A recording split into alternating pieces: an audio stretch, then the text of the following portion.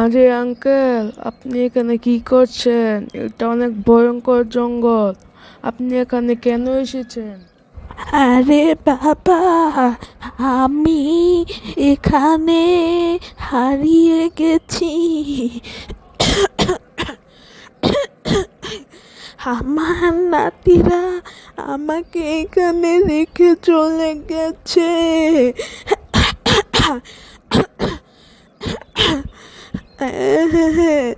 আর আমাকে ভালোবাসে না। আঙ্কেল আসেন না, আপনি তো এখানে রাস্তাঘাট কিছু চিনেন না। আসেন আমার বাড়িতে লয়ে যাই। আপনার খাবার দাবার কইরা আপনার রাস্তার কাছে আজ্ঞায় দিয়ে আসি। আমি এখানে সব কিছু চিনি, আপনার আজ্ঞায় দিয়ে মনে। আচ্ছা বাবা, তো আমি তোমার সাথে যাই। আমি তো এখানের কিছু চিনি না। খাওয়া দাওয়া করে তবে তোমার বাড়ি থেকে রওনা দিব শহরের উদ্দেশ্যে। তুমি আমাকে এগিয়ে দিয়ে এসো। ধন্যবাদ বাবা।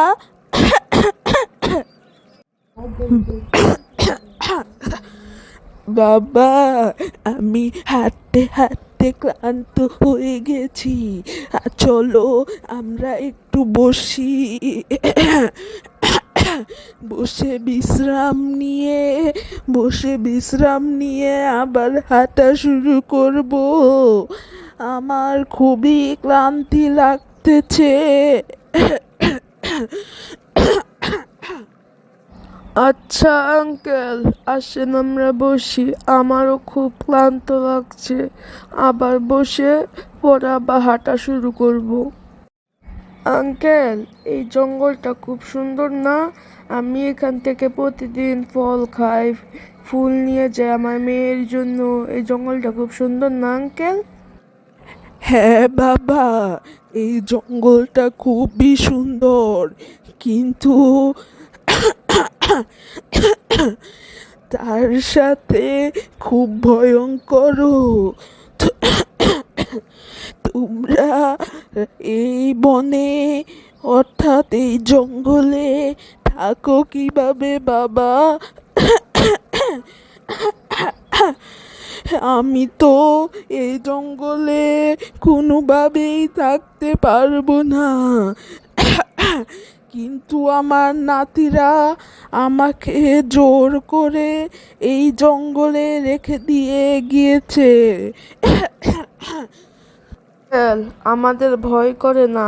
আমি ছোটবেলা থেকে এখানে বাস করি, আমরা খেলাধুলা করছি।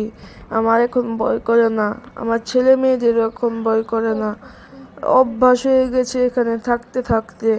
আঙ্কেল, আপনাকে এখানে কিভাবে নিয়ে এসেছে? আরে বাবা, আর বলো না। আমি রাতে খবরের কাগজ পড়ছিলাম, তখন আমার খুব জ্বর ছিল। আমার নাতিরা বলেছে আমাকে জ্বরের ইঞ্জেকশন দিবে। পরে আমাকে জ্বরের ইঞ্জেকশন বাদে কিসের যেন একটা ইঞ্জেকশন দিয়েছে। ইঞ্জেকশন পাওয়ার সাথে সাথে আমার খুব ক্লান্তি লাগছে। মনে হচ্ছে এখনই অজ্ঞান হয়ে যাব। পরে মনে হয় অজ্ঞান হয়ে যাওয়ার পর আমার নাতিরা আমাকে এখানে নিয়ে এসেছে। পরে আমি এক ঘুম থেকে উঠে দেখি যে আমার সামনে তুমি। কিন্তু আমার সৌভাগ্য যে আমি তোমাকে পেয়েছি। তোমার মতো ভালো মানুষ আমি আর পৃথিবীতে দেখিনি বাবা। আরে আঙ্কেল, আপনি কি বলছেন? আমি তো আপনার ছেলের মতো। আমি তো সবার উপকার করি, আমি সবার সাথে চলি, আমি কারো দুঃখ দেখতে পারি না। ছেলে হিসাবে আমি এই দায়িত্বটা পালন করছি আঙ্কেল। আচ্ছা বাবা, আসো আমরা এখন আবার বাড়ির উদ্দেশ্যে রওনা দেই। আঙ্কেল, আমি তো আপনাকে বলতে ভুলে গিয়েছি, আমার বাড়ি এই জঙ্গলে নয়, আমার বাড়ি জঙ্গলের পাশে। আমি আপনাকে ওই বাড়িতে নিয়ে যাব। আমি জঙ্গলে এসেছিলাম আমার বন্ধুদের সাথে দেখা করতে। আরে বাবা, তুমি কি বলছো এগুলো? তোমার বাড়ি কি সত্যি জঙ্গলের পাশে? আচ্ছা, চলো আমরা ওই বাড়িতে যাই। আচ্ছা আঙ্কেল, আসেন যাই আমরা। উঠেন। আঙ্কেল, এটাই হচ্ছে আমার বাড়ি। আমার বাড়িটা খুব সুন্দর। হ্যাঁ বাবা, ঠিক বলেছ। এই বাড়িটা খুবই সুন্দর। এখানে তো এখন আর আসার পথে কাউকে দেখলাম না। তোমার স্ত্রী আর তোমার মেয়ে কোথায় চলে গেছে? আঙ্কেল, আমার বউ আমার মাকে জন্ম দেওয়ার সময় মারা গিয়েছে। আমার খুব কষ্ট হয়, আমার মেয়েটা তার মা পেল না। আঙ্কেল, আমার খুব কষ্ট হয়। আচ্ছা বাবা, আর কেঁদো না। আমার সাথেও একই ঘটনা ঘটেছে। আমার ছেলেকে জন্ম দেওয়ার সময় আমার স্ত্রী মারা গিয়েছে। হ্যাঁ। আসেন আঙ্কেল, আমরা বসি। আচ্ছা বাবা, চলো বসি আমরা।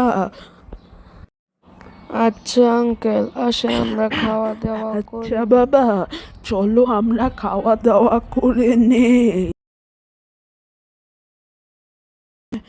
আচ্ছা বাবা, আমাকে এখন রাস্তায় দিয়ে এসো। আমি তো তোমার সাথে খাওয়া দাওয়া করলামই। আচ্ছা আঙ্কেল, আসেন আপনাকে দিয়ে আসি। আচ্ছা বাবা, আমাকে এখানেই রেখে যাও। আমি এখান থেকে আমার বাড়িতে যেতে পারবো। তোমাকে আর কষ্ট করতে হবে না। আচ্ছা আঙ্কেল, আপনি যেতে পারবেন তো?